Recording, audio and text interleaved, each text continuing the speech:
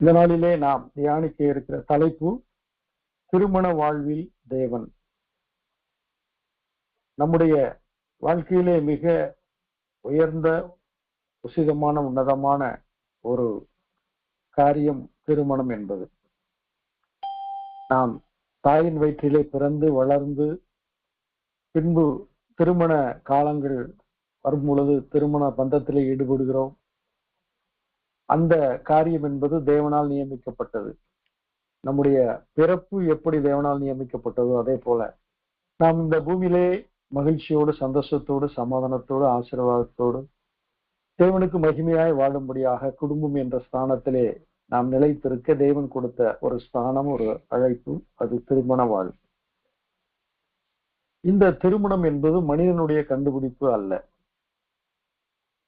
ஆதாமுக்கும் ஏவாளுக்கும் தேவனாகிய கர்த்தர் திருமணத்தை முதலாவது அவர் நடத்தி வைத்தார். அப்பொழுது திரள் கூட்டம் இல்லை, தாய் தகப்பன் இல்லை, உடன் பிறந்தவர்கள் இல்லை, ஒருவரும் இல்லை. அங்கு கணவன், மனைவி, கர்த்தர். ஆகினால்தான் வேதம் சொல்லி இருக்கிறது, முப்புரி நூல் சீக்கிரமாய் அறாது. தேவனாகிய கர்த்தரோடு இணைந்திருக்கிற கணவன் மனைவி ஒருபோதும் அவர்கள் இடறுவதில்லை, அவர்கள் மெலிந்து தளர்ந்து போவதில்லை, அவர்கள் பழுகி பெருகுவார்கள். இன்றைக்கு திருமண வாழ்விலே தேவன் எவ்விதமாக செயல்படுகிறார் என்பதை குறித்து நாம் சிந்திக்க இருக்கிறோம். அதிலே மனிதன் என்பவன் யார் என்றால், அவன் புறத்தோற்றத்தின்படி சரீரத்தை உடையவன். அவனுடைய விருப்பங்கள், வாஞ்சைகள், ஆசைகள், அபிலாசைகள், அவனுடைய கனவு, அவனுடைய தரிசனம், அவனுடைய நோக்கம் எல்லாம் சேர்ந்து ஆத்துமா என்று அழைக்கப்படுகிறது, சோல் என்று அழைக்கிறோம். தேவன் அருளிய ஆவி, ஸ்பிரிட் என்று சொல்லப்படுகிறது, அது உயிர் என்று நாம் அழைக்கிறோம். ஆவி, ஆத்துமா, சரீரம், இது மூன்றும் உடைய ஒருவன் தான் மனிதன். பாவம் செய்கிற ஆத்துமா சாகும் என்றால் என்ன காரியம்? மனிதன் பிறக்கிறான், ஆனால் அவனுடைய ஆத்துமா மரித்திருக்கிறது. அதனால்தான் நிக்கோதேமுவிடத்தில் இயேசு சொன்னார், நீ இஸ்ரவேலின் போதகனாயிருந்தும் இவைகளை அறியாயா? ஒருவன் மறுபடியும் பிறவாவிட்டால் தேவனுடைய ராஜ்யத்தை காண மாட்டான். அப்போது அவன் கேட்கிறான், நான் மறுபடியும் பிறக்க வேண்டும் என்றால் என் தாயின் வயிற்றிலே நான் மறுபடியும் போய் இருந்து மறுபடியும் பிறக்க வேண்டுமா என்று அறியாமல் கேட்கிறான். அப்போது கர்த்தர் சொல்கிறார், ஜலத்தினாலும் ஆவினாலும் ஒரு மனிதன் மறுபடியும் பிறவாவிட்டால் அவன் தேவனுடைய ராஜ்யத்தில் பிரவேசிப்பதில்லை. மறுபிறப்பு என்ற ஒரு காரியம் இருக்கிறது. அது என்னவென்றால், மரணம் இயேசு கிறிஸ்துவின் ரத்தத்தினாலே அது வெல்லப்படுகிறது. எப்படி கிறிஸ்து மரணத்தை வென்றாரோ அதே போல ஆத்தும மரணத்தை வென்றெடுக்கும்படியாக கிறிஸ்துவை உடையவன் ஜீவனை உடையவன், கிறிஸ்து இல்லாதவன் ஜீவன் இல்லாதவன், அவன் மரித்து போனவன் என்ற அர்த்தம். ஆகினால்தான் ஆண்டவர் சொன்னார், வருத்தப்பட்டு பாரம் சுமைக்கிறவரை நீங்க யாவரும் என்னிடத்தில் வாருங்கள், நான் ஜீவன் உண்டாகவும் அந்த ஜீவன் படவும் வந்தேன் என்கிறார். சரீரம் மரணம் என்று ஒரு வருகிறது, பிறக்கிறான், மனிதன் இறக்கிறார். ஆத்தும மரணம் என்பது ஏற்கனவே நடந்து முடிந்த காரியம். இந்த சரீர மரணத்தையும் ஆத்தும மரணத்தையும் மீட்பதற்கு தான் கிறிஸ்து சிலுவையில ரத்தத்தை சிந்தி மரித்து அடக்கம் பண்ணப்பட்டு உயிர் திறந்து பரமேறி போனார், திரும்ப வருகிறார், நித்திய வாழ்வை தரப்போகிறார். அந்த ஆவி தன்னை தந்த தேவனிடத்துக்கு திரும்பும் என்று பார்க்கிறோம். ஆகினால் ஆவி, ஆத்துமா, சரீரம் என்ற மூன்று ஒரு நிலைப்பாட்டிலே ஒரு மனிதன் இருக்கிறான். அவனுக்கு ஆண்டவர் கொடுக்கிற மிக சிறப்பான ஒரு பரிசு திருமண வாழ்வு. அந்த திருமண வாழ்விலே அவனுக்கு கம்பானியன்ஷிப் கிடைக்கிறது, கோட்ஷிப் கிடைக்கிறது, கமிட்மெண்ட்ஷிப் கிடைக்கிறது. இது அவனுடைய ஆவியிலும் அவனுடைய ஆத்மாவிலும் அவனுடைய சரீரத்தில் பெறுகிற, திருமண வாழ்வின் வழியாய் பெறுகிற உசிதமான, உன்னதமான, மகிழ்ச்சியான, சந்தோஷமான, ஆசீர்வதிக்கப்பட்ட காரியங்கள். அதை குறித்து நாம் இப்பொழுது நாம் சிந்திப்போம். கிறிஸ்துவ திருமண காரியங்களே வாழ்த்து பாடல் பாடுவோம். ஏதேனில் ஆதிமனம் உண்டான நாளில் என்று பாடுவோம். ஆதிமனம், முதலாவது திருமணம் எங்கு நடந்தது? அது தேவனுக்கு முன்பாக தேவனாலே நடந்தது. அங்கு எந்தவித கூட்டங்கள் இல்லாத சஞ்சாரமற்ற நிலையிலே அங்கு ஆண்டவர் முதலாவது திருமணத்தை தொடங்கி வைக்கிறார்.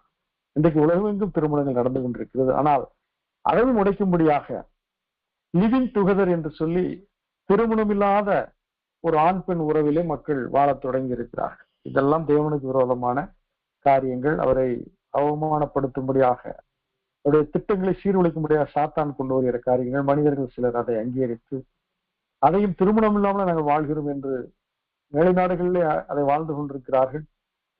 இங்கும் ஒரு சிலர் அதை பின்பற்ற தொடங்கியிருப்பது மிகவும் துக்கமான காரியம்.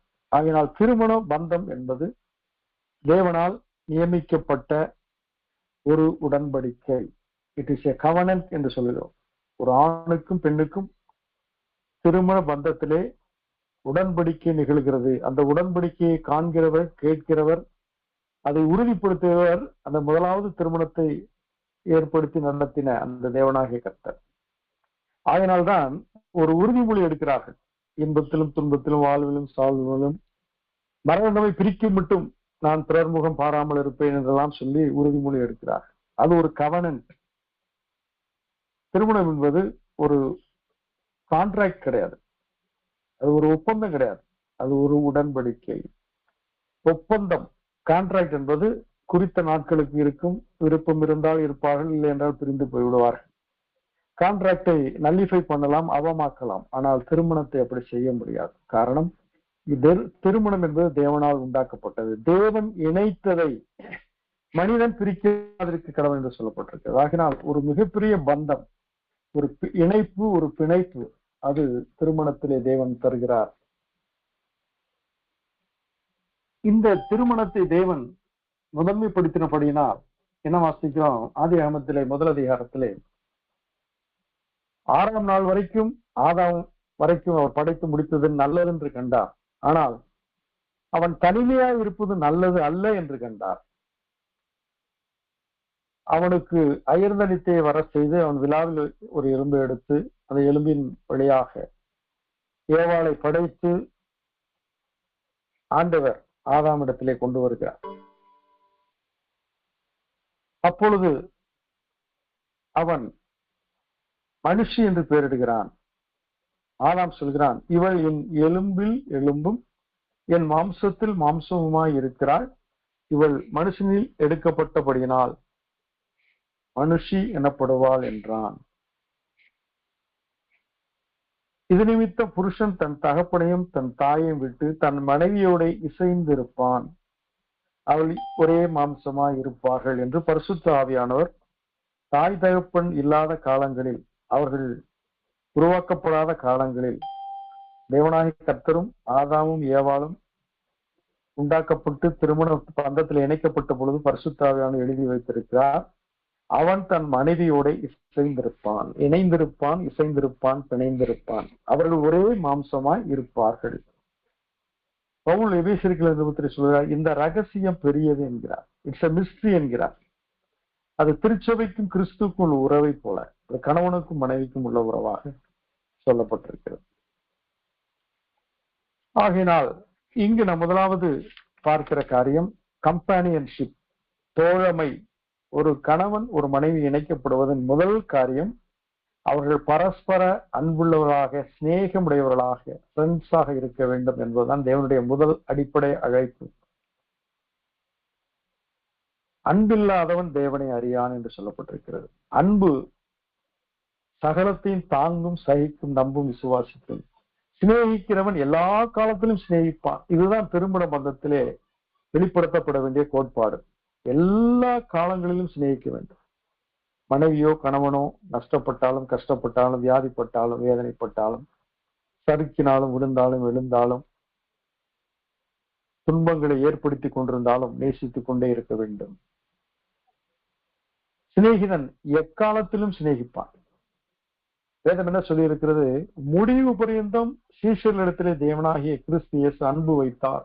காரணம், அவள் ஒவ்வொருவரும் ஒரு ஒரு வித்தியாசமான பிரச்சனைகளை எழுப்பினவர்கள். பேதுரு பட்டயத்தை உருவி மல்குஸ் காவை வெட்டினவன், இயேசு கிறிஸ்து அறியேன் என்று சொல்லி சகித்து சத்தியம் பண்ணி தூஷித்தவன், சீசரெல்லாம் ஓடி போனவர்கள், யூதாஸ்காரியோத் காட்டி கொடுத்தவன். இப்படிப்பட்டவர்களும் அவர் கடைசி வரை நேசித்துக் கொண்டே இருந்தார். திருமண பந்தமும் அப்படித்தான். கணவன் பலமுள்ளவனாய் இருக்கிறான், மனைவி சரீரத்திலே பலவீனமாய் இருக்கிறாள், மனதிலே அவள் பலமுள்ளவராய் இருக்கிறாள்.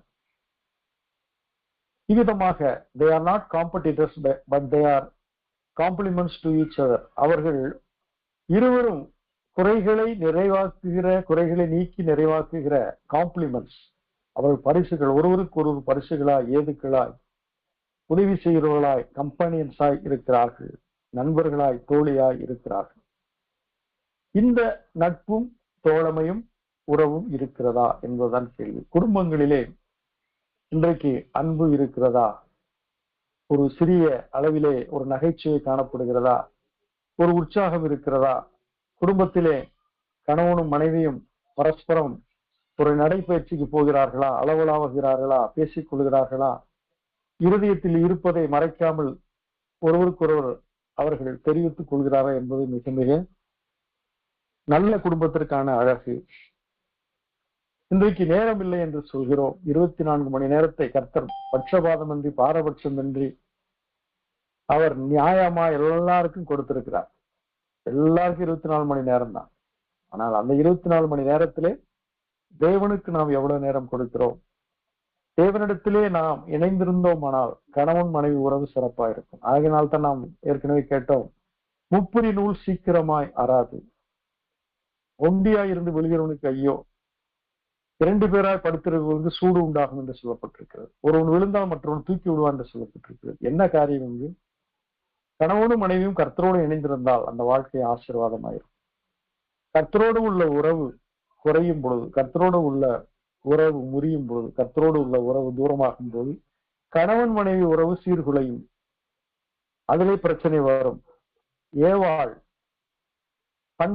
நிலத்தை பண்படுத்த போன தன் கணவன் ஆதாமோடு போயிருப்பாளானால் பிசாசு தனிமையா இருந்து அவளோடு வந்து பேசியிருக்க மாட்டான். அவர்கள் இருவரும் சேர்ந்து அவனை வென்றிருக்க கூடும். ஆனால் அவள் தனிமையாய் இருந்த பொழுது சாத்தான் அவளை வஞ்சித்தான். ஆகினால் சேர்ந்து இணைந்து பயணப்பட கணவன் மனைவி நியமிக்கப்பட்டவர்கள்.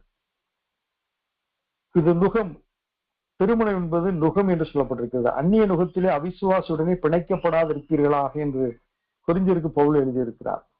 திருமணம் என்பது ஒரு நுகம். ஆனா அந்த நுகத்திலே வண்டி பூட்டப்பட்டிருக்கிறது. வாழ்க்கை என்ற வண்டி அந்த நுகத்திலே பூட்டப்படுகிறது. அந்த வண்டியின் மேலாக பிள்ளைகள் இருக்கிறார்கள், ஆசீர்வாதங்கள் இருக்கிறது, ஆஸ்திகள் இருக்கிறது, புகழ் இருக்கிறது, பெருமை இருக்கிறது, அந்தஸ்து இருக்கிறது. இவைகளை சுமந்து கொண்டு அந்த திருமணம் என்ற நுகத்தை ஒரு பாரமாய் வலுவாய் எண்ணாதபடிக்கு அதை சுகமாய் எண்ணிக்கொண்டு அந்த 2 மாடுகள் பயணம் செய்வது போல கணவன் மனைவி இருவரும் பயணம் செய்வார்கள். ஆனால் அந்த வண்டி போய் சேருகிற இடத்தில் சேரும். எந்த பொருளும் கீழே விழாது, விபத்து நடக்காது. காரணம், ஒன்றையே சிந்தித்து ஒன்றையே நினைவாக்கும்படி அந்த மாடுகள் இரண்டும் அவைகள் நடைபயிலவும் ஓடவும் ஒரே நோக்கத்திலே அவர்கள் அந்த மாடுகள் இசைந்து செயல்படுவது போல கணவன் மனைவி இருவரும் ஒன்றையே சிந்தித்து ஒன்றையே நிறைவாக்கும்படி அவர்கள் செயல்படுவார்கள். ஆனால் குடும்பம் ஆசீர்வாதமாக இருக்கும். லோத்தின் மனைவி நினைத்துக் கொள்ளு என்று கர்த்தர் சொன்னார். அவளுடைய நிலைப்பாடு வேறு. அவள் லோத்தோடு இணைந்து வர முடியாமல் போனார். ஆனால் ஆக்கில்லா பிரிஸ்கில்லா இருவரும் எபேசு சபை, கொரிந்து சபை, ரோமபுரியிலே சபையை அவர்கள் நிறுவ காரணமாய் இருந்த தம்பதியினர். காரணம், அவர்கள் இருவரும் ஒரு மனமுடையவர்களாய் தேவனிடத்திலே இருந்தார். இன்றைக்கு அந்த கம்பானியன்ஷிப், தோழமை இருக்கிறதா? குடும்பத்திலே மனம் விட்டு பேசுகிற காரியம், விசாரிக்கிற காரியம். மனைவி சரீரம் பலவீனப்படும் போது கணவன் பரிவாக, பாசமாக, நேசமாக, புரிந்து எம்பத்தட்டிக்கலா ஒரு டயலாக், ஒரு கான்வர்சேஷன், ஒரு பரிவோடு பேசி உதவி செய்வது அவசியம். அதுபோல கணவன் வீடு திரும்பி வரும் பொழுது களைப்பை போக்க முடியாத மனைவி உற்சாகத்தோடு அவனை வரவேற்று உபசரிப்பது அவசியம். இவைகளெல்லாம் தோழமையின் பங்குகள், கம்பானியன்ஷிப். இதுதான் முதலாவது திருமண பந்தத்தின் சிறப்பான பரிசு தேவனிடத்திலிருந்து நமக்கு வருகிறது. இரண்டாவது கோட்ஷிப். கோட்ஷிப் என்பது உறவு கலப்பு. மனமும் இணையும், உடலும் சரீரமும் இணைகிறது. அதன் விளைவாக அவர்கள் குழந்தையை பெற்றெடுக்கிறார்கள். அதைத்தான் பாவம் வருவதற்கு முன்னே கர்த்தர் சொன்னார், நீங்கள் பலுகி பெருகி பூமியை நிரப்புங்கள். இங்கு நாம் என்ன வாசிக்கிறோம்? ஆதியாகமத்துல 2ஆம் அதிகாரம் 25ஆம் வசனம், ஆதாமும் அவன் மனைவியுமாகி இருவரும் நிர்வாணிகளாக இருந்தும் வெட்கப்படாதிருந்தார்கள். And they were both naked, the man and his wife, and were not ashamed. ஏன்? காரணம், அங்கு பாவம் இல்லை, இன்னோசன்ஸ் இருந்து அங்கு ஒரு அற்புதமான ஒரு குழந்தைத்தனமான ஒரு பரிசுத்தம் காணப்பட்டது. ஆகினால் அவர்கள் இருவரும் வெட்கப்படாதிருந்தார்கள். மல்கியா 2:15 என்ன சொல்லி இருக்கிறது? அவர் ஒருவனை அல்லவா படைத்தார், ஆவி அவரிடத்தில் பரிபூரணமாய் இருந்ததே, பின்ன ஏன் ஒருவனை படைத்தார்? தேவ பக்தியுள்ள சந்ததியை பெறும்படிதானே. கம்பானியன்ஷிப் என்று பார்த்தோம், அது உணர்வு சார்ந்த ஒரு உறவு. இங்கு சரீரம் சார்ந்த உறவு. கணவன் மனைவி மேலும் மனைவி கணவன் மேலும் பிரியமா இருக்கும்படி தேவன் ஏற்படுத்தின உறவுதான் இந்த பால் உறவு. பால் உணர்வும் பால் உறவு இரண்டுமே தேவன் அருளிய ஏதுக்கள். இவைகளை சாத்தான் இன்றைக்கு கையில் எடுத்துக்கொண்டு அவைகளை பாழ்படுத்தி கொண்டிருக்கிறான்.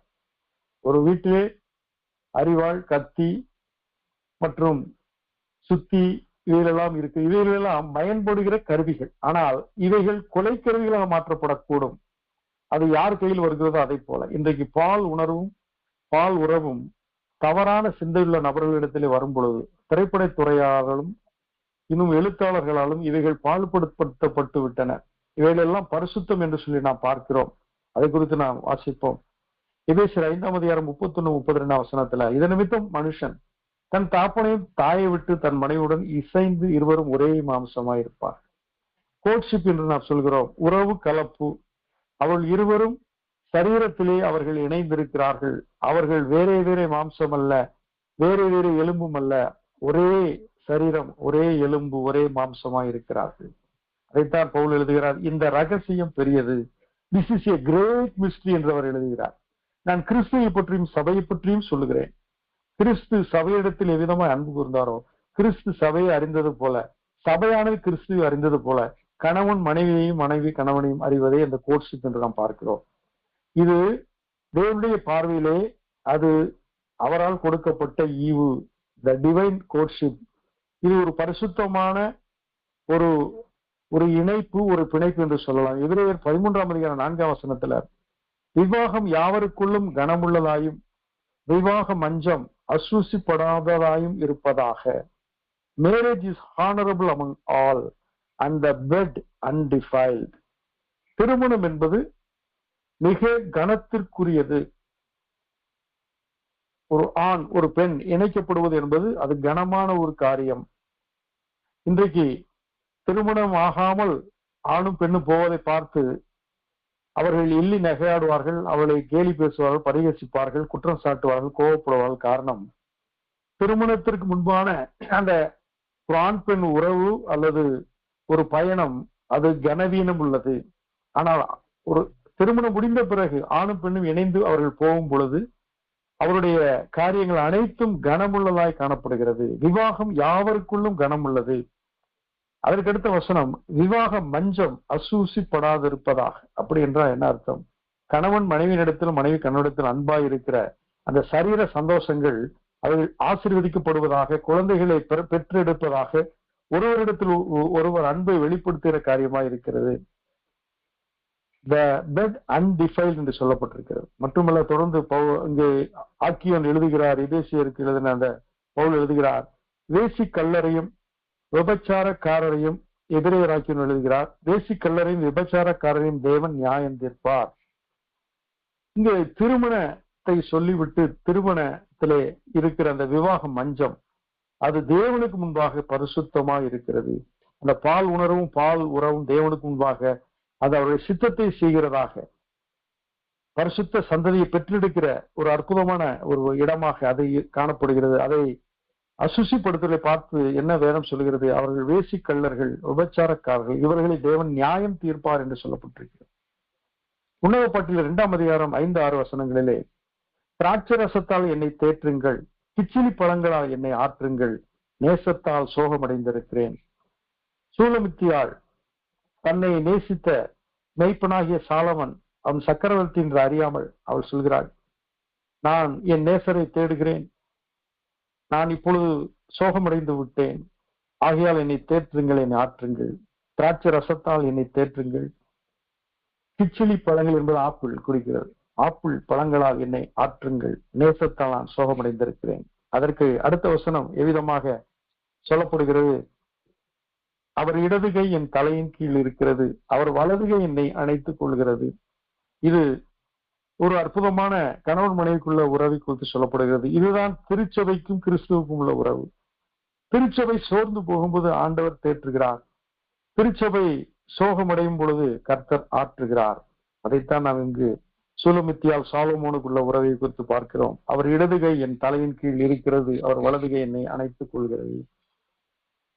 மட்டுமல்ல, இந்த அற்புதமான இந்த உறவு கலப்பு என்பது தேவனுடைய ஆசீர்வாதத்தை கொண்டு வருகிறது. இதை குறித்து பவுல் என்ன எழுதுகிறார்?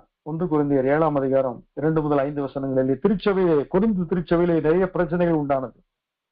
இந்த கணவன் மனைவி உறவுக்குள்ளாக பிரச்சனைகளை அவர்கள் வெளிப்படுத்தின பொழுது அவர்களுக்கு அவர் ஒரு கடிதத்தின் வாயிலாக எழுதுகிறார். 1 கொரிந்தியர் 7ஆம் அதிகாரம் 2 முதல் 5 வசனங்களை நான் வாசிக்கிறேன். வேசித்தனம் இராதபடிக்கு அவனவன் தன் சொந்த மனைவியையும் அவளவள் தன் சொந்த புருஷனையும் உடையவர்களாக இருக்க வேண்டும். Because of sexual immorality, let each man have his own wife, and let each woman have her own husband. புருஷன் தன் மனைவிக்கு செய்ய வேண்டிய கடமையை செய்ய கடவன். Let the husband render to his wife the affection due to her. அப்படியே மனைவியும் தன் புருஷனுக்கு செய்ய கடவுள். And likewise also the wife to her husband. என்ன பார்க்கிறோம்? சரீரத்திலே தேவன் கொடுக்கிற ஆசீர்வாதம், அந்த பாலுணர்வு சந்தோஷங்கள், அவைகள் ஒருவரை ஒருவர் திருப்திப்படுத்துகிறது, ஒருவர் நேசிப்பதை வெளிப்படுத்துகிறது. அதன் விளைவாக பிள்ளைகள் பெற்றெடுக்கப்படுகிறார்கள். அங்கு கர்த்தர் அகமகிழ்கிறார். அது தேவனுடைய சித்தமாய் இருக்கிறது. அவர் ஒருவனை அல்லவா படைத்தார், தேவ பக்தி உள்ள சந்ததியை பெரும்படிதானே. இது எந்த இடத்திலே சொல்லப்படுகிறது? விவாகரத்தை குறித்து மல்கியா எழுதும் பொழுது தள்ளி விடுதலை நான் வெறுக்கிறேன் என்று சொல்லித்தான் இந்த வசனங்களை அவர் சொல்கிறார். அதை குறித்து நாம் பின்னாலே பார்ப்போம். மனைவியானவள் தன் சுய சரீரத்துக்கு அதிகாரி அல்ல, புருஷனே அதற்கு அதிகாரி. The wife does not have authority over her own body, but the husband does. அப்படியே புருஷனும் தன் சுய சரீரத்துக்கு அதிகாரி அல்ல, மனைவியே அதற்கு அதிகாரி. And likewise the husband does not have authority over his own body, but the wife does. இதற்கு என்ன அர்த்தம்? கணவனுடைய சரீரம் மனைவிக்குரியது, மனைவியுடைய சரீரம் கணவனுக்குரியது. இது தேவனுடைய நியமனம். இதுதான் திருமண பந்தத்திலே அடிப்படை, கோர் என்று சொல்வார்கள், அடிப்படையான காரியம். இன்றைக்கு இந்த பந்தம் இல்லாத திருமணத்திலே அநேகர் இருக்கிறார்கள். கணவன் மனைவியிடத்திலோ, மனைவியின் கணவனிடத்திலோ சரீரபிரகமான பந்தத்தை அவர்கள் பிரித்து வாழும் பொழுது அது ரூம்மேட் வாழ்கிறது போல இருக்கும். ஏதோ ஒரு இடத்திலே 2 நண்பர்கள் வாழ்கிறது போல இருக்கும். அப்படி அல்ல. இங்கு அன்பை வெளிப்படுத்துகிற ஒரு அடையாளமாக இந்த உறவு கலப்பு வைக்கப்பட்டிருக்கிறது. அதைத்தான் தொடர்ந்து பவுல் எழுதுகிறார். உபவாசத்திற்கும் ஜெபத்திற்கும் தடை இராதபடிக்கு இருவரும் சில காலம் பிரிந்திருக்க வேண்டும் என்று சம்மதித்தால் அன்றி ஒருவரை ஒருவர் விட்டு பிரியாதீர்கள்.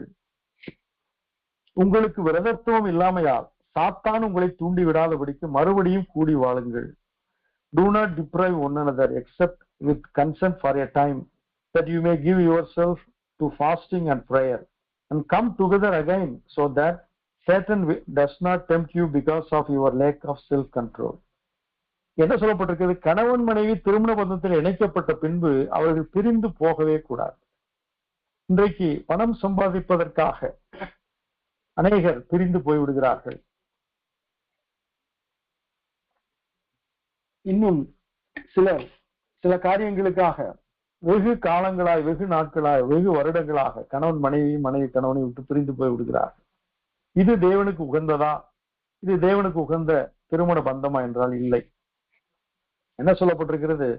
நீங்கள் ஜெபம் உபவாசத்திற்கு 2 பேரும் சம்மதித்து பிரிந்தால் ஒழிய மற்ற எந்த காரணத்தை கொண்டும் ஒருவரை விட்டு ஒருவர் பிரியாதிருங்கள் என்று சொல்லி இருக்கிறார். Do not deprive one another என்று சொல்கிறார். நீங்கள் விலகி விடாதீர்கள், ஒருவொருவர் நீங்கள் மறுத்து விடாதீர்கள், ஒருவொருவர் ஒதுக்கி விடாதீர்கள் என்று சொல்லி பவுல் ஆலோசனை கொடுக்கிறார். உங்களுக்கு விரதத்துவம் இல்லை, ஆகையினால் நீங்கள் சாத்தானால் தூண்டாதபடிக்கு மறுபடியும் கூடி வாழுங்கள். கணவன் மனைவி சேர்ந்து இருப்பதுதான் கர்த்தருடைய சித்தம். தனிமையாய் இருந்த ஏவாள் வஞ்சிக்கப்பட்டாள். தனிமையாய் இருந்த தாவீது அவன் போர் காலங்களிலே அவன் மேலே உலாவிக் கொண்டது அவன் வஞ்சிக்கப்பட்டு போனான். இன்றைக்கு திருமண வாழ்க்கையை சாத்தான் கெடுக்கும்படியாக பலவித இடையூறுகளை கொண்டு வருகிறான். அவை குறித்து சுருக்கமாய் பார்ப்போம். 1 யோவான் 2ஆம் அதிகாரம் 15, 16, 17 வசனங்களில உலகத்தில் உள்ளவைகளிலும் அன்பு கூறாதிருங்கள்.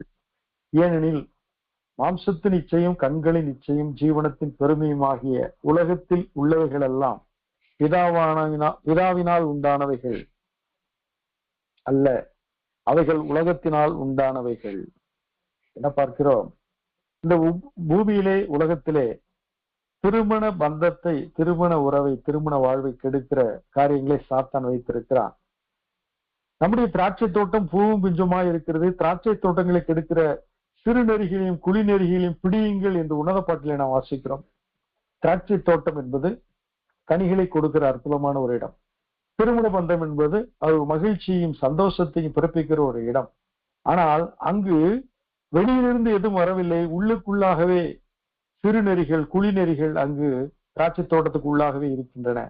அவை குழிகளிலே பதுங்கி இருக்கும். அவைகள் இரவிலே புசிக்கும், ஆள் இல்லாத போது புசிக்கும், பின்பு குழிகளுக்குள் ஓடிவிடும். வேலி என்னதான் அழைத்திருந்தாலும் அங்கு தோட்டத்துக்குள்ளாகவே எதிரிகள் இருக்கிறார்கள். இன்றைக்கு அதை போலவே திருமண பந்தத்துக்குள்ளாக சாத்தான் சில களைகளை விதைக்கிறான், சில குழிகளை தோண்டி வைத்து விடுகிறான். அவைகள் என்னென்றால் மாம்சத்தின் இச்சை, கண்களின் இச்சை, ஜீவனத்தின் பெருமை. இவை உலகத்தால் உண்டானவைகள். இவை பரமபிதாவினால் உண்டானவைகள் அல்ல. உலகமும் அதன் இச்சையும் ஒளிந்து போம், தேவனுடைய சித்தத்தின்படி செய்கிறவனோ என்றென்றைக்கும் நிலைத்திருப்பான். இன்றைக்கு திருமண வாழ்விலே தேவனுடைய செயல்பாடு அது ஆசீர்வாதம், அபிவிருத்தி, ஆனந்தம். ஆனால் சாத்தானுடைய இடையூறோ அது இடைஞ்சல்கள், துன்பங்கள், வீழ்ச்சிகள், அது மரணம் இவ்விதமாய் காணப்படுகிறது. ஏவாள் வஞ்சிக்கப்பட்டாள் ஆதாம் இல்லாத போது. தாவீதுக்கு மனைவிமாறு இருந்தாலும் அவன் பத்சேபாளை எடுத்து அவன் ஆண்டவருக்கு விரோதமாக செயல்பட்டான். யூதா அவன் கானானியரிலே பெண் கொண்டு அதன் வழியாய் பிறந்த மூத்த மகன் ஏர் இறந்த பின் தன் மருமகளுக்கு அவன் திருமணம் செய்வதா வாக்குறுதி கொடுத்தும் அவளை ஏமாற்றிக் கொண்டிருந்த போது அவள் ஒரு வேசியின் வஸ்திரம் தரித்து அந்த வழியிலே வந்த யூதாவை கவர்ந்து அவன் வாயிலாக குழந்தையை பெற்று தாமாரிடம் யூதா சேர்ந்த பொழுது பாரேஸ் பிறக்கிறான். அந்த சந்ததியை குறித்து நாம் மத்திய எழுதின நற்செய்தியின் 1 அதிகாரம் 3 வசனத்திலே வாசிக்கிறோம். இவைகளெல்லாம் தவறான பிறழ்வு உண்டானவைகள், பெர்வர்ஷன் என்று சொல்லலாம், அல்லது அவைகள் முரண்பாடுகள் என்று சொல்லலாம். இவைகள் திருமண வாழ்விலே பலித்தால் காரணம் சாத்தான் அங்கு செயல்பட்டுக் கொண்டிருக்கிறார் என்ற அர்த்தம். இஸ்ரவேல் வம்சத்தாரை குறித்து கர்த்தர் ஓசியா தீர்க்கதரிசியின் வாயிலாக சொன்ன காரியம் என்ன? ஓசியா 4 அதிகாரம் 11 வசனத்துல, பேசித்தனமும் திராட்சரசமும் மதுபானமும் இருதயத்தை மயக்கும், வேசித்தன ஆவி அவர்கள் உள்ளத்தில் இருக்கிறது, அவர்கள் கர்த்தரை அறியார்கள். ஓசியா 5 அதிகாரம் 4 வசனம். இன்றைக்கு கணவன் மனைவி உறவுக்குள்ளாக பரிசுத்த ஆவியானவர் இருக்க வேண்டுமே ஒழிய வேசித்தன ஆவி, விபச்சார ஆவிகள் உள்ளே நுழையக்கூடாது. இன்றைக்கு வேதம் என்ன சொல்லியிருக்கிறது? பாரமான யாவற்றையும், நம்மை சுற்றி நெருங்கி நிற்கிற பாவத்தையும் நாம் தள்ளி விசுவாசத்தை துவக்கிறோம் முடிக்கிறோமா இயேசு கிறிஸ்துவை நோக்கி நமக்கு நியமித்திருக்கிற ஓட்டத்திலே பொறுமையோட ஓடக்கிடவும். ஒவ்வொரு நாளும் நாம் தள்ளிக்கொண்டே இருக்க வேண்டும். தவறான காரியங்கள் நம்மை சுற்றிலும் நெருக்கி கொண்டிருக்கிறது. அது நம்முடைய தொலைக்காட்சியிலும் அலைபேசியிலும் அது நம்மை தாக்கி கொண்டே இருக்கும். இவைகளை தள்ளிவிட வேண்டும். பயணப்படுகிற இடத்திலே, வேலை செய்கிற இடத்திலே, பல இடங்களில் நாம் எங்கு போனாலும் அங்கு இந்த ஆவிகள் செயல்பட்டு கொண்டுதான் இருக்கின்றன. ஆனால் அவைகளை மேற்கொள்வதற்கு நாம் சோதனைக்குட்படாதபடி விழித்திருந்து செபிக்க வேண்டும். ஆண்டவருடைய சமூகத்தில் அதிகாலமே எழுந்து கர்த்தருடைய சமூகத்தில் அந்த நாளை ஒப்பு கொடுத்து கடந்து செல்லும் பொழுது கர்த்தருடைய பிரசன்னம், பரிசுத்தாவின் ஒத்தாசை நமக்கு கிடைக்கும். அப்பொழுது சாத்தானுடைய தந்திரங்கள் நமக்கு தெரியாதவைகள் அல்லவே என்று நாம் அவைகளை இனம் கண்டு அவைகளை விட்டு கடந்து போய்விடுவோம். ஆகினால் திருமண வாழ்வை நாம் பாதுகாக்க வேண்டியது மிக முக்கியமான காரியம். அடுத்து ஒரு சாத்தான் கொண்டு வருகிற ஒரு காரியம் விவாகரத்து. தேவன் நியமித்த அந்த உறவை உடைப்பதுதான் சாத்தானுடைய இலக்கு. மல்கியா 2:16 நாம் வாசிக்கிறோம். தள்ளி விடுதலை நான் வெறுக்கிறேன் என்று இஸ்ரவேலின் தேவனாகிய கர்த்தர் சொல்லுகிறார். ஆகையால் நீங்கள் துரோகம் பண்ணாமல் உங்கள் ஆவியை குறித்து எச்சரிக்கையா இருங்கள். இன்றைக்கு கணவன் மனைவி தேவனால் இணைக்கப்பட்டு விட்ட பின்பு அவர்களுக்குள்ளாக சில சந்தேகங்களை சாத்தான் கிளப்புவான். தவறான நபரை நான் திருமணம் செய்து விட்டேனோ, எனக்கு நல்ல நபர்கள் வந்தார்களே, ஏன் அப்பொழுதெல்லாம் நான் ஞானமா இல்லாமல் போனேனோ என்று சொல்லி குழப்பத்தை கொண்டு வருவான். வேதம் என்ன சொல்லி இருக்கிறது? ஏற்ற துணையை கர்த்தர் உண்டாக்குகிறேன் என்று சொன்னார். இது கர்த்தராலே வந்தது, இந்த காரியம் கர்த்தராலே வந்தது என்று லாபான் சொல்கிறான். ஈசாக்கு ரெபேக்காளுக்கும் திருமணம் நடப்பதற்கு முன்பாக இந்த காரியம் கர்த்தரால் வந்தது. இன்றைக்கு நம்முடைய வாழ்க்கையிலே தேவன் நமக்கு கொடுத்த கணவன் மனைவி அந்த உறவிலே நாம் உண்மையோடு நிலைத்திருக்க வேண்டும். இதை விட்டு விட்டு நாம் கம்பேர் பண்ணுவதோ அல்லது தவறை செய்து விட்டோமோ என்று வருந்துவதோ சாத்தானுடைய சந்தேகங்களை கிளப்புகிற காரியம். தேவனாய் கர்த்தர் சொன்னார், நன்மை தீமை அறிய தக்க விருட்சத்தின் கனியை புசித்தால் நீங்கள் சாவீர்கள். சாத்தான் என்ன சந்தேகத்தை கிளப்பினான்? நீங்கள் சாவதில்லை என்றார். அதே போல இன்றைக்கு திருமண பந்தத்திலே இணைக்கப்பட்ட பின்பு சந்தேகங்களும் ஐயங்களும் வினாக்களும் கேள்விகளும் கிளம்பினால் இயேசு நாமத்தில் அவைகளை மேற்கொள்ள வேண்டும். ஆனால் இதை தொடர்ந்து சிந்தித்துக் கொண்டே இருக்கிறவர்கள் டைவர்ஸ் என்ற நிலைக்கு வந்து விடுகிறார்கள். இன்றைக்கு ஏன் டைவர்ஸ் கிறிஸ்தவர்கள் நடுவில் அதிகமாக போய் கொண்டிருக்கிறது? பத்திரிகையில போடுகிறார்கள் எந்த காரியம் கர்த்தரால் வந்தது என்று. பின்பு ஏன் டைவர்ஸ் வருகிறது? டைவர்ஸ் வருவது சாத்தானார். இந்த காரியம் கர்த்தரால் வந்தது, திருமணம் என்பது கர்த்தரால் வந்தது. திருமணம் கர்த்தரால் வருகிறது, விவாகரத்து சாத்தானால் வருகிறது. பிசாசுக்கு இடம் கொடாமல் இருங்கள் என்று கர்த்தர் சொல்லியிருக்கிறார். தேவனாய கர்த்தரை சொல்லியிருக்கிறார், தள்ளி விடுதலை நான் வெறுக்கிறேன், ஐ டிடெஸ்ட் த டைவர்ஸ் என்று கர்த்தர் சொல்லும்படியாக அவர் மல்கியா 2:16 சொல்லியிருக்கிறார். பரிசேயர்கள் இயேசுவை வந்து அவரை சோதிக்கும்படியாக ஒரு கேள்வியை கேட்கிறார்கள். மனைவியை எந்த முகாந்தரத்திலே தள்ளிவிடலாம்? அவருடைய கேள்வி என்னவென்றால், எப்படியாவது மனைவியை தள்ளிவிட வேண்டும், இன்னொரு திருமணம் செய்து கொள்ள வேண்டும். இந்த பாலிகமி என்பார்கள், பலதார மனம். விவாகரத்து செய்கிறவர்கள் பலதார மனத்திற்குள்ளாக போகிறார்கள். வேதம் என்ன சொல்லி இருக்கிறது? தன் மனைவியை தள்ளிவிடுகிறவன் விபச்சாரம் செய்கிறவனாய் இருப்பான், தள்ளிவிடப்பட்டவர்களை விவாகமுடன் விபச்சாரம் செய்கிறவனாய் இருப்பான் என்று சொல்லப்பட்டிருக்கிறது. அதனால் ஒருவனுக்கு ஒருத்தி என்ற நியமனம் கர்த்தரால் உண்டானது. இன்றைக்கு ஆபிரகாமும் சரி, யாக்கோபும் சரி, தாவீதும் இவர்களெல்லாம் பல மதார மனங்களை செய்தால் அவர்கள் கர்த்தருடைய அனுமதி பெற்று செய்தார் என்று சொல்ல இயலாது. அவர்கள் தங்கள் சுய விருப்பத்தின்படி செய்தார்கள். அதற்குரிய கஷ்டங்களை நஷ்டங்களை அவர்களே சுமந்து கொண்டார்கள். ஆனால் ஈசாக்கு ரெபேக்காள் அவர்கள் இருவரும் அவர்கள் மோனோகமி என்று அழைக்கப்படுகிற ஒரு தாரம், ஒரு கணவன் ஒரு மனைவி என்ற நிலையில் அவர் நின்ற பொழுது அவருடைய வாழ்க்கை மகிழ்ச்சியா இருந்தது. ஆனால் பலதார மனத்திற்குள்ளாய் போனவர்கள் பலவித சங்கடங்களுக்குள்ளும் சாபங்களுக்குள்ளும் சிக்கிக் கொண்டார்கள். இன்றைக்கும் இந்த விவாகரத்து செய்கிறவர்கள் பின்பு நிம்மதியாக வாழ்ந்ததாக சரித்திரமே இல்லை. இதைத்தான் ஆண்டவராய் இயேசு கிறிஸ்து அவரிடத்தில் சொல்கிறார். மத்தேயு 19:3-9 ஆதியிலே மனுஷரை உண்டாக்கினவர் அவர்களை ஆணும் பெண்ணுமாக உண்டாக்கினார் என்பதையும், இது நிமித்தம் புருஷனானவன் தன் தகப்பனையும் தன் தாயையும் விட்டு தன் மனைவியோடு இசைந்திருப்பான், அவள் இருவரும் ஒரே மாம்சமாய் இருப்பாள் என்று அவர் சொன்னதையும் நீங்கள் வாசிக்கவில்லையா? இயேசு கிறிஸ்து அப்பம் பண்ணுகிறார், உறுதிப்படுத்துகிறார். ஏதேன் தோட்டத்தில் நடந்த காரியத்தை, மல்கியாவிலே சொல்லப்பட்ட காரியத்தை இங்கு கர்த்தர் உறுதிப்படுத்துகிறார். நீங்கள் தள்ளிவிடுதலை ஏன் ஆதரித்து பேசிக் கொண்டிருக்கிறீர்கள்? அது கர்த்தருக்கு சித்தம் அல்லவே என்று சொல்கிறார். இப்படி இருக்கிறபடினால் அவர்கள் இருவராயிராமல் ஒரே மாம்சமாய் இருக்கிறார்கள். ஆகையால் தேவன் இணைத்ததை மனுஷன் பிரிக்காதிருக்க கடவன் என்றார். அதற்கு அவர்கள் மோசே தள்ளுதல் சீட்டை கொடுக்கலாம் என்று சொல்லியிருக்கிறார் என்ற பொழுதே சொல்கிறார், மோசே உங்கள் இறுதி கடினத்து நிமித்தம் அப்படி சொன்னார், ஆதி முதலாய் அப்படி இருக்கவில்லை. ஏவாள் பாவம் செய்தால் பழத்தை பிடுங்கி கொடுத்தாள், ஆண்டவரும் ஆதாமும் சேர்ந்து அவளை தள்ளிவிடவில்லை. ஆதாமும் இந்த பாவத்தை நீ செய்தாய் என்று சொல்லி ஆண்டவரிடத்திலே போய் தன்னை தப்பித்துக் கொள்ளும்படியாக மனைவியை அவன் விட்டுக் கொடுக்கவில்லை. அவள் இருவரும் குற்றம் செய்தலாய் நின்றாலும் கர்த்தர் அவர்களை இருவரையும் வெளியே அனுப்பின பின்பு அங்கு ஒரு வாக்கு கொடுக்கிறார், உனக்கும் ஸ்திரீக்கும் உன் வீட்டுக்கும் அவள் வீட்டுக்கும் பகை உண்டாக்குவேன், அவர் உன் தலையை நசுக்குவார், நீ அவர் குதிங்காலை நசுக்குவார் என்ற வாக்கு. என்ன வாக்கு? ரட்சிப்புக்குரிய வாக்கு. அவர்கள் இருவரும் வெளியே துரத்தப்பட்டார்கள். ஆனால் கர்த்தர் அவர்களை தேடி வந்தார். இயேசு கிறிஸ்துவாக அவர் தேடி வந்தார். அன்றைக்கு ஆதாமின் சந்ததியிலே வந்த நாம் மறுபடியும் பிறக்க வேண்டும். அது கிறிஸ்துவால் உண்டான பிறப்பு, அது தேவ வார்த்தையினால் உண்டான பிறப்பு, பரிசுத்த ஆவியினால் உண்டான பிறப்பு. அதுதான் மறுபடியும் பிறக்கிற பிறப்பு. அப்பொழுது மணவாளனை இயேசு வருவார், மணவாழ்க்கையாக நாம் ஆயத்தப்படுவோம். அது ஒரு திருமண பந்தம் என்று பார்க்கிறோம். முதல் காரியம், திருமண வாழ்வை சாத்தான் விதைக்கிற ஒரு கலை, இச்சை, பெருமை, நான் என்று சொல்லி ஆணாதிக்க சமுதாயம் இருக்கிற இந்த காலங்களிலே பெண்கள் அடிமைகளாய் வாழ வேண்டிய நிர்பந்தம். சில இடங்களிலே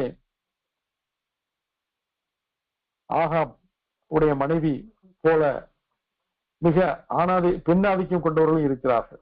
ஏசபேல் போன்ற பெண்ணாதிக்கம் கொண்டவர்கள் இருக்கிறார்கள். இதெல்லாம் இச்சையினாலும் பெருமையினாலும் வருகிற சாத்தான் கொண்டு வருகிற காரியம்.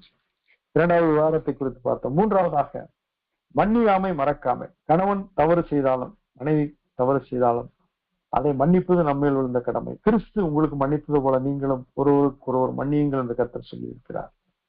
பேதர் கேட்கிறான், எத்தனை முறை தான் மன்னிப்பது? 7-70 முறை மன்னிப்பு. குடும்பங்களிலே சாரி மன்னித்து விடு என்று சொல்வது அவசியமான வார்த்தை. நன்றி என்ற வார்த்தை மிக அவசியமான வார்த்தை.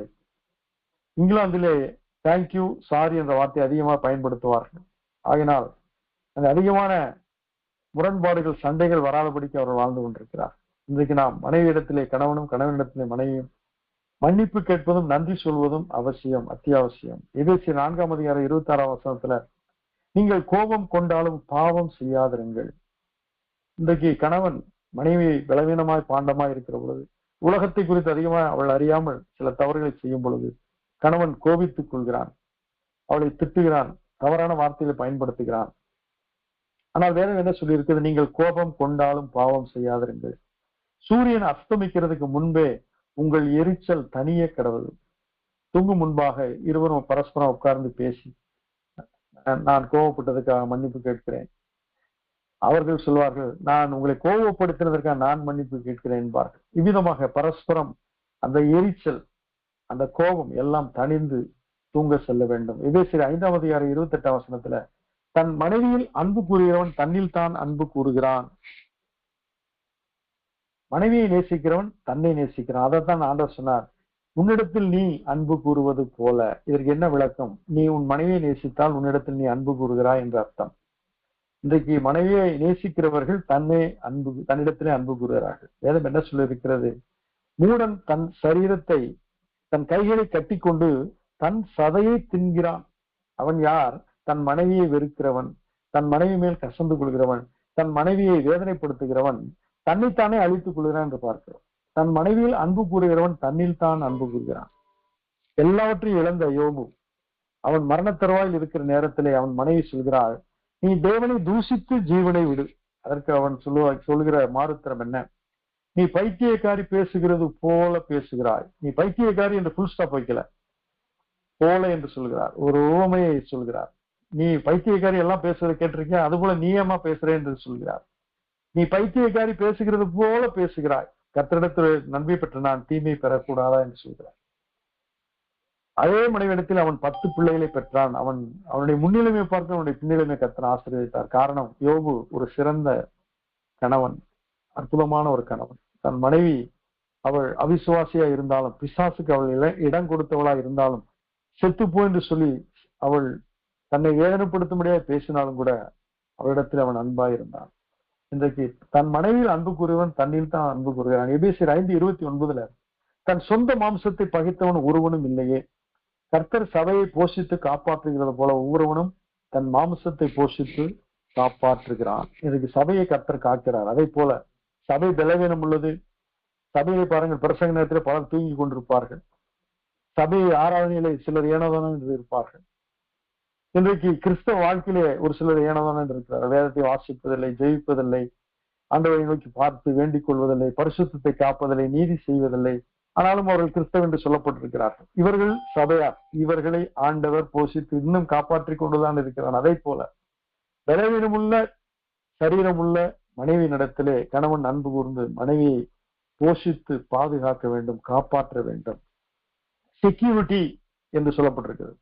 ஒரு மனைவியை கணவனிடத்தில் என்ன எதிர்பார்க்கிறாள்? என் கணவன் என்னை காத்துக் கொள்வார், என் கணவன் என்னை பார்த்துக் கொள்வார், என் கணவன் என்னை விசாரிப்பார் என்று சொல்லி அவளுடைய எண்ணங்கள் இருக்கிறது. அதை கணவன் பூர்த்தி செய்ய வேண்டும். இப்போது எப்படி நாம் கர்த்தர் நம்மை விசாரிக்க வேண்டும், கர்த்தர் நாம் ஜெபிக்கும் பொழுது கேட்க வேண்டும், கர்த்தர் நமக்கு பதில் உரைக்க வேண்டும் என்றெல்லாம் எதிர்பார்க்கிறோம். அதே போல இரண்டாவது காரியத்தை நாம் பார்த்தோம், கோட்ஷிப் என்று பார்த்தோம். முதல் காரியம் கம்பானியன்ஷிப். மூன்றாவது காரியம் கமிட்மெண்ட்ஷிப், உறுதியளிப்பு. இந்த திருமண பந்தத்திலே கடைசி வரை உறுதியா இருக்க வேண்டும், இடையில விட்டு விடக்கூடாது.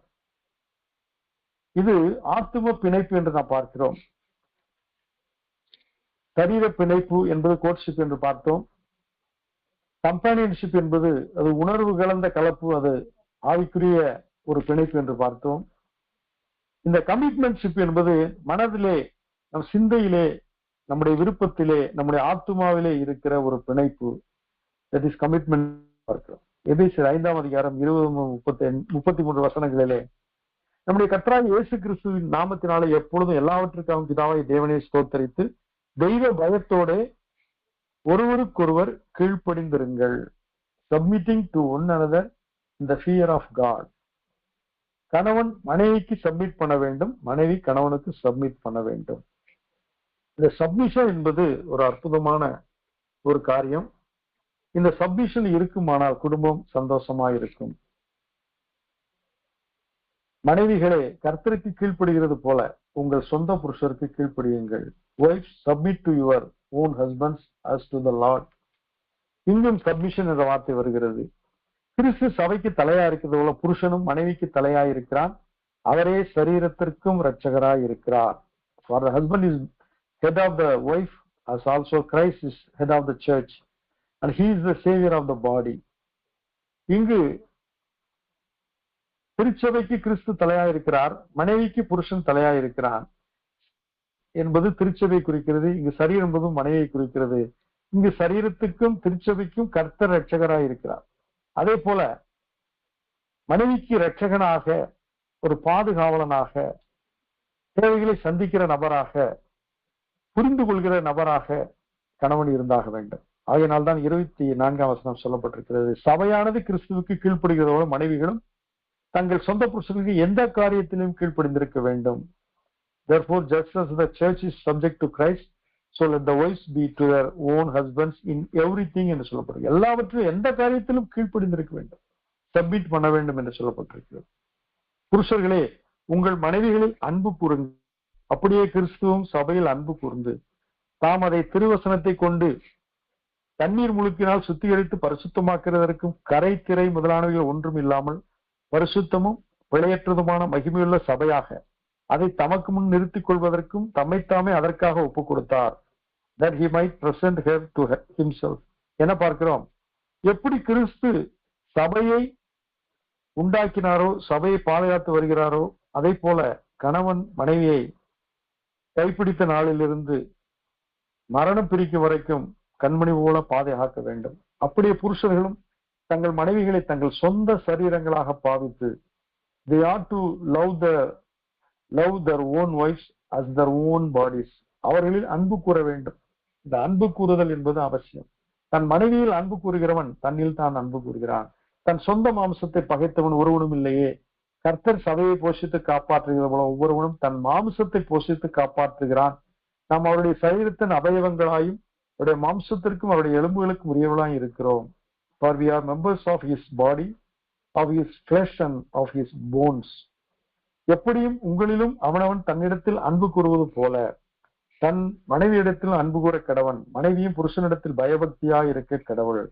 Nevertheless, let each one of you in particular so love his own wife as himself, and let the wife see that she respects her husband. கொலோசியர் 3:18 விதமாய் சொல்லி இருக்கிறது, மனைவிகளே கர்த்தருக்கு ஏற்கும்படி உங்கள் புருஷருக்கு கீழ்ப்படியுங்கள். சப்மிஷன் என்று சொல்லப்பட்டிருக்கிறது. காரியங்களிலே விவாதம் பண்ணக்கூடாது. மனைவிமார்கள் அவள் அமைதியாக இருக்க வேண்டும், அவர்களை கற்றுக்கொள்ள வேண்டும். கணவன் மாரிடத்திலே அநேக காரியங்களை கர்த்தர் கற்றுக் கொடுத்திருப்பார், அவைகளை தெரிந்து கொள்ள வேண்டும், அறிந்து கொள்ள வேண்டும் என்று நாம் பார்க்கிறோம். கொலோசியர் 3:19 புருஷர்களே உங்கள் மனைவிகளில் அன்பு கூறுங்கள், அவர்கள் மேல் கசந்து கொள்ளாதிருங்கள். do not be bitter toward them. ஏன் அன்பு கூறுங்கள் அன்பு கூறுங்கள் என்று சொல்லப்பட்டிருக்கிறது என்றால், அவர்களிடத்திலே அன்பு கூறுவதற்கான காரியங்கள் குறைவாய் காணப்படும் என்று அவர்களை பலவீன பாண்டம் என்று வேதம் சொல்லி இருக்கிறது. ஏனென்றால் முதலாவது ஏவாள் தான் வஞ்சிக்கப்பட்டாள். ஆகாரை சேர்த்து விட்டது சாராள். பிரச்சனை வந்தது. பின்பு அவளை துரத்தி விடுகிறாள். சோ உலகம் என்ன சொல்லுகிறது? பெண் புத்தி பின் புத்தி என்கிறார்கள். சோ இந்த நிலையில இருக்கிற மனைவியினிடத்திலே கணவன் கசந்து கொள்ளக்கூடாது என்று கர்த்தர் சொல்கிறார். புருஷர்களை உங்கள் மனைவிகளில் அன்பு கூறுங்கள், அவர்கள் மேல் கசந்து கொள்ளாதிருங்கள். 1 பேதுரு 3ஆம் அதிகாரம் 1 முதல் 9 வசனங்களிலே அந்தப்படி மனைவிகளை உங்கள் சொந்த புருஷருக்கு கீழ்ப்படிந்திருங்கள். இங்கேயும் சப்மிஷன் என்று வருகிறது. அப்போது அவர்கள் யாராவது திருவசனத்திற்கு கீழ்ப்படியாதவர்களா இருந்தால் பயபக்தியோடு கூடிய உங்கள் கற்புள்ள நடக்கையை அவர்கள் பார்த்து போதனையின்றி மனைவிகளின் நடக்கையினாலே ஆதாயப்படுத்தி கொள்ளப்படுவார். இன்றைக்கு விசுவாசமுள்ள மனைவிக்கு அவிசுவாசமுள்ள கணவன் இருந்திருக்கலாம். அப்படி என்றால் எப்படி வாழ்வது? இவ்விதமாக பேதுரு சொன்னபடி சப்மிஷன், கீழ்ப்படிந்திருக்க வேண்டும்.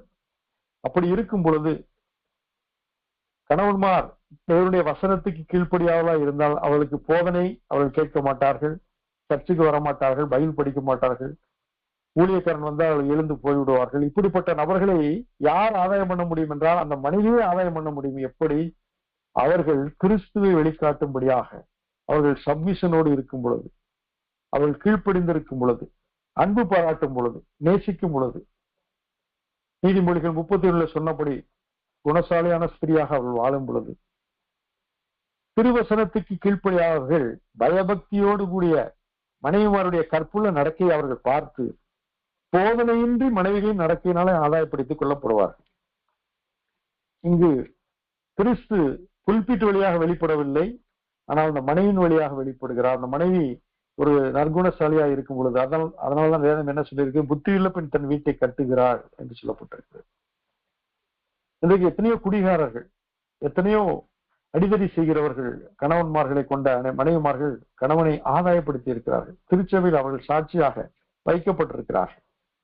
எப்பொழுது பார்த்தாலும் கடன் வாங்கி கொண்டு வீட்டை பாழ்படுத்தி கொண்டிருந்த புத்தியில்லாத கணவன்மார்களை புத்தியுள்ள பெண்கள் கிறிஸ்துவை தன்னுடைய வார்த்தையிலும் வாழ்க்கையிலும் வெளிப்படுத்தி அவர்கள் ஆதாயப்படுத்தி இருக்கிறார்கள். அந்தபடி புருஷர்களே, மனைவியான ஒரு பலவீனம் பாண்டமாய் இருக்கிறபடியினால் உங்கள் ஜெபங்களுக்கு தடை வராதபடிக்கு நீங்கள் விவேகத்துடனே அவர்களுடனே வாழ்ந்து உங்களுடனே கூட அவர்களும் நித்திய ஜீவனாகி கிருபையை சுதந்திரித்துக் கொள்ளுவர்களாக இருக்கிறபடினால் அவளுக்கு செய்ய வேண்டிய கணத்தை செய்யுங்கள். Twelve with them with understanding. எப்படி வசிக்க வேண்டும்? புரிந்து கொண்டு வசிக்க வேண்டும். மனைவி சில நேரங்களிலே அவள் அறியாதவளா இருக்கலாம், அறிவு குறைவுள்ளவளா இருக்கலாம், ஞானத்தில் குறைவுள்ளவனா இருக்கலாம்.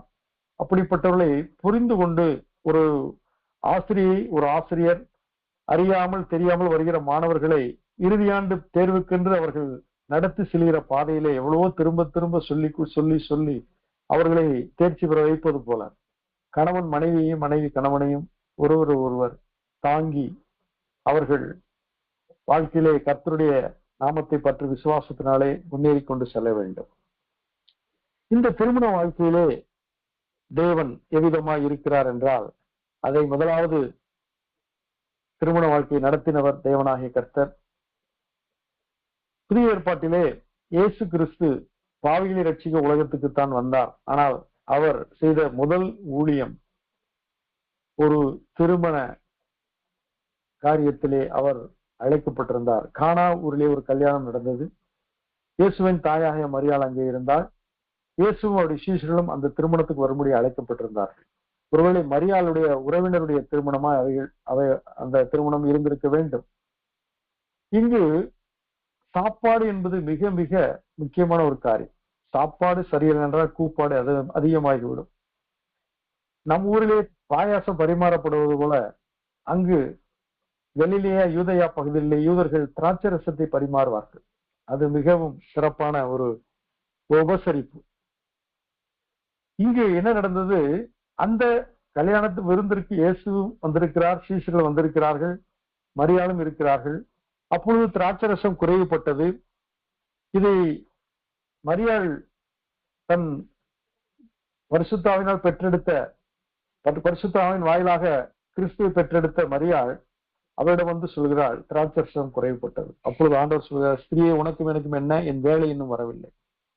என்ன ஆண்டவர் சொல்கிறார்? ஸ்திரியை நீ பதற்றம் அடைகிறாய், நீ பதற்றம் அடைகிறபடியினால உடனடியாக என் காரியத்தை செய்வதற்கு நான் சுயமாய் ஒன்றும் செய்வதில்லை, என் பிதா எனக்கு என்ன சொல்கிறார் அதை நான் செய்கிறேன் என்கிறார். அப்பொழுது பிதா என்ன சொல்லியிருக்க வேண்டும்? இங்கு அவருடைய அற்புதத்தை செய்து அந்த திருமண வைபவத்தில் இருக்கிற குறைவுகளை நீக்க பிதா சொல்லி இருக்க வேண்டும். ஆகினால்தான் அவர் வேலைக்காரரை நோக்கி 2-3 குடம் தண்ணீர் பிடிக்கிற அந்த 6 கற்சாடிகளிலே தண்ணீரை நிரப்பும்படி அவர் சொல்கிறார். இயேசு ஏற்கனவே சொன்னார், என் பிதா சொல்லாத ஒரு காரியத்தை நான் செய்வதில்லை, சொல்வதில்லை என்றார். இங்கு அதை தான் பார்க்கிறோம். அப்படி என்றால் என்ன காரியம்?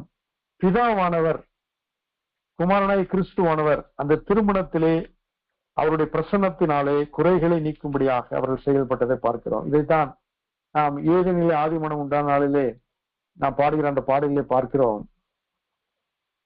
ஆதாமுக்கு ஏவாளை கொடுத்த பிதாவே, இம்மாப்பிள்ளைக்கு பெண்ணை கொடுக்க வாருமே, இருதன்மையும் சேர்ந்த கண்ணியின் மைந்தனே, இவர்கள் இருகையும் இணைக்க வாருமே என்று நாம் பாடுகிறோம். இங்கு பிதாவும் கிறிஸ்துவும் இணைந்து அந்த குறைவை நீக்கும்படியாக செயல்பட்டதை நாம் பார்க்கிறோம். தண்ணீர் நிரப்பப்பட்டது, பந்தி விசாரிப்பு காரணத்தில் கொடுக்கப்பட்டது. அவன் ருசி பார்த்து அவன் ஆச்சரியம் அடைந்தான். அவன் உடனே மணவாளனை அழைத்து விதமாய் சொல்கிறான், நீரோ நல்ல திராட்சை ரசத்தை இதுவரைக்கும் வைத்திருந்தது அவர் அப்ரிஷியேட் பண்ணுகிறார். மிகவும் ஒரு முக்கிய காரியம், அந்த மணவாளனுக்கும் மணவாட்டிக்கு மகிழ்ச்சியா இருக்க வேண்டிய காரியம். எல்லாரும் சாப்பிட்டு திருப்தி அடைந்தார்கள், சுவையாயிருந்தது, சிறப்பாயிருந்தது, நாங்கள் நிறைவாய் சாப்பிட்டோம், ஒரு குறைவும் இல்லை, மீதமானவைகளை எடுத்தார்கள் என்று சொல்லும் பொழுது அந்த வீட்டாருக்கு சந்தோஷம் உண்டாகும். இங்கு திராட்சை ரசம் குறைந்து விட்டது என்ற பொழுது மணவாளனுடைய மனம் எவ்வளவு அந்த மகிழ்ச்சி அது குறைத்திருக்கும், இழந்திருக்கும். ஆனால் அதை சரி செய்யும்படியாக கர்த்தர் கிரியை செய்தார். இன்றைக்கு திருமண வாழ்விலே நம்முடைய வாழ்விலே இருக்கிற குறைகளை நீக்க கர்த்தர் கிரியை செய்து கொண்டுதான் இருக்கிறார். நாம் அவரை அழைக்க வேண்டும், அவருடைய குறைகளை சொல்ல வேண்டும். திருமண பந்தத்திலே இருக்கிற குறைகளை அவரிடத்திலே சொல்லும் பொழுது அவர் குறைகளை நீக்கி நிறைவை கட்டளையிடுவார். நாம் நினைக்கலாம், இது எப்படி ஆகும்? திராட்சரசத்தை பிழிய வேண்டுமே, அதை வடிகட்ட வேண்டுமே, சுத்திகரிக்க வேண்டுமே, அதை எப்படி பரிமாற வேண்டும், எவ்வளவு காலம் எவ்வளவு நேரம் என்று யோசிப்போம். ஆனால் தேவனாய் கர்த்தரால் மனிதனால் கூடாதவைகள் தேவனாலே கூடும். இன்றைக்கு நம்முடைய குறைவுகள் என்ன? நம்முடைய திருமண வாழ்க்கையில இருக்க குறைவுகள் என்ன? சரீர பலவீனங்களா, வியாதிகளா, கஷ்டங்களா, துன்பங்களா, கடன் பிரச்சனையா, அல்லது எதிர்ப்புகளா, பகைகளா, விரோதங்களா, நித்திரையற்ற ஒரு காரியங்களா, பிசாசுடைய போராட்டங்களா, எவைகள் எப்படி இருந்தாலும் அந்த திருமண பந்தத்தில் இருக்கிற பிரச்சனைகளை கர்த்தரிடத்துல சொல்லும் பொழுது, திருமணத்தை நிறுவினவர், முதலாவது திருமணத்தை நடத்தினவர், கானா ஒரு கல்யாணத்திலே முதலாவது அந்த அற்புதத்தை அந்த திருமண நாளிலே செய்த ஆண்டவர் அவர் மணவாளனாய் வருகிறார். திருச்சபை மணவாட்டியாய் ஆயத்தப்பட்டுக் கொண்டிருக்கிறது. வெளிப்படுத்தின விசேஷத்துல வாசிக்கிறோம், மணவாட்டியாக திருச்சபை தன்னை ஆயத்தப்படுத்தினது என்று சொல்லப்பட்டிருக்கிறது. அதனால் நாம் ஆயத்தப்படுவோம், ஆயத்தமாகவும். ஆண்டவர் வருகிறார், அவர் மணவாளனாய் வருகிறார். அவருடைய வருகையிலே நாம் மணவாட்டியாகிய சபை நாம் குறைவுகளை நீக்கி நிறைவாக நாம் வளருவோம்.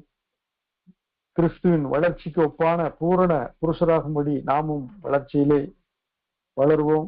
வேதத்தை வாசிப்பதிலும், ஜெபிப்பதிலும், ஊழியத்திலே ஈடுபடுவதிலும், சாட்சியாக வாழ்வதிலும், இந்த பூமியிலே அப்பழுக்கற்ற பரிசுத்தமான நீதியான நேர்மையான வாழ்க்கை வாழ நம்ம அர்ப்பணிப்போம். அப்பொழுது நாம் மணவாளனாய் இயேசுவுக்கு ஏற்ற மணவாட்டியாய் இருப்போம். ஆட்டுக்குட்டியானவரின் கல்யாண விருந்துக்கு அழைக்கப்பட்டவர்கள் பாக்கியவான்கள் என்று சொல்லி வெளிப்படுத்தின விஷயத்துல சொல்லப்பட்டபடி அந்த அற்புதமான நாட்களுக்காக நாம் காத்திருப்போம். ஏதேன் தோட்டத்திலே திருமணம் தொடங்கினது. புதிய ஏற்பாட்டிலே கிறிஸ்து திருமணத்திலே அற்புதங்களை செய்ய தொடங்கினார். தம்முடைய மகிமையை வெளிப்படுத்தினார். சீஷர்கள் விசுவாசித்தார்கள். வெளிப்படுத்தின விசேஷத்திலே திருமண பந்தத்திலே இந்த உலகம் நீங்கப்படுகிறது. புதிய வானம் புதிய பூமி வருகிறது. நித்திய வாழ்வு நமக்கு தொடங்குகிறது. இத்துடன் வேத பாடம் நிறைவுற்றது.